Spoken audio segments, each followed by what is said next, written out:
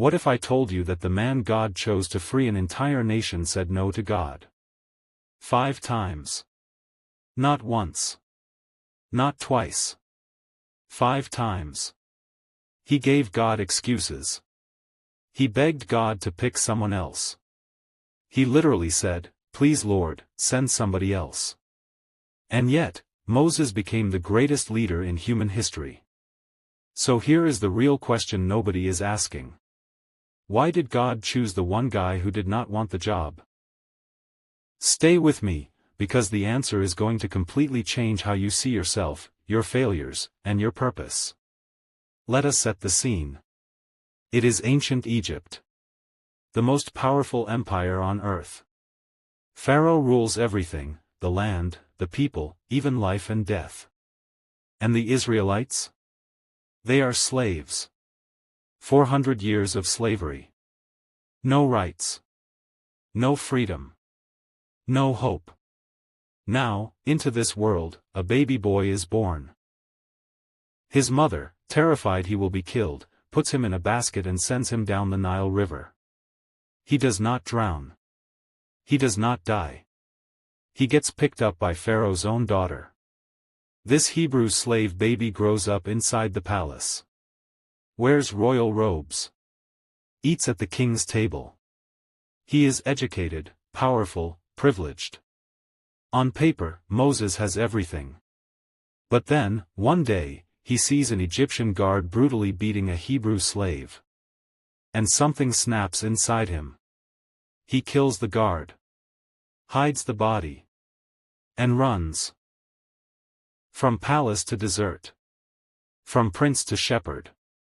For 40 years, Moses lives in the wilderness, tending sheep, completely forgotten by the world. He is not a hero. He is not a legend. He is just a man. Hiding. Broken. Ordinary. And then, on a random day in the desert, Moses sees something impossible. A bush. On fire. But it is not burning up. He walks closer. And then a voice. Moses. Moses.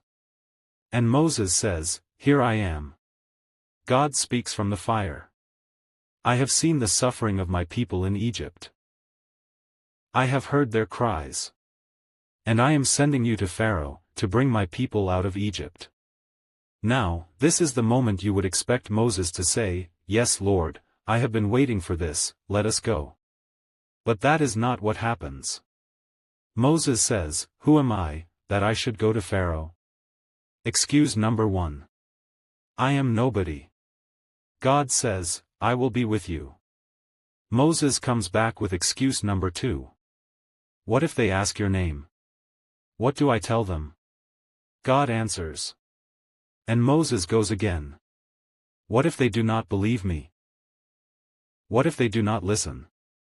Excuse number 3. Nobody will follow me. God performs 2 miracles right in front of him. Turns his staff into a snake. Makes his hand leprous and then heals it. Moses still pushes back. Excuse number 4.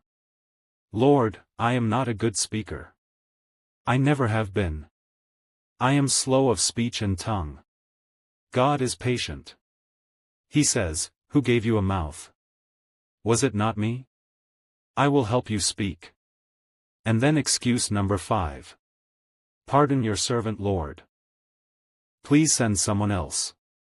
At this point, the Bible says God's anger burned against Moses. But he did not take back the calling. He just gave Moses a helper, his brother Aaron. And that is when something clicks. Okay. So here is where it gets really interesting. Why Moses? Out of all the people in the world, why this broken, fugitive, self-doubting shepherd? I want to give you 3 reasons that will blow your mind. Reason number 1. God does not choose the qualified. He qualifies the chosen. Moses was not a great speaker, but God gave him words. Moses was not confident, but God gave him signs and wonders. Moses said, "I cannot," and God said, "I know, that is why I picked you." Think about it. If Moses had been confident, charismatic, and ready, he might have led those people in his own strength. And it would have failed. God needed someone who would depend on him. Someone who knew, deep in their bones, that this could not be done by human power alone. Your weakness is not disqualifying you. It is actually what makes you useful. Reason number 2. Moses had been where his people were going. Moses spent 40 years in the wilderness. That same wilderness the Israelites would wander through for 40 years. He knew the terrain. He knew the desert. He knew survival. God was using Moses' wasted years as training. What you think was the lowest point of your life, God might be using it to prepare you to lead others through theirs. Reason number 3. Moses had a broken ego.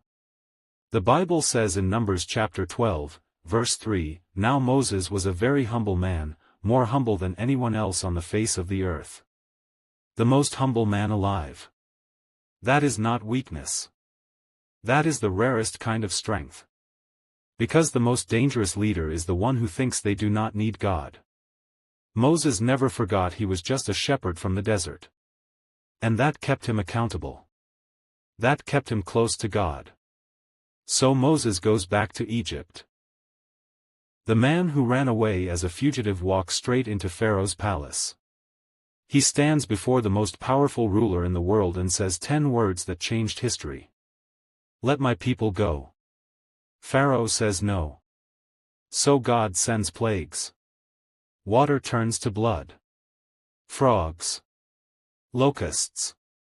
Darkness. And finally, after the 10th plague, Pharaoh breaks. 2 million people walk out of Egypt. Free. They reach the Red Sea. Pharaoh's army behind them. Nowhere to go. And Moses, the man who once said "I cannot speak," raises his staff. And the sea splits in two.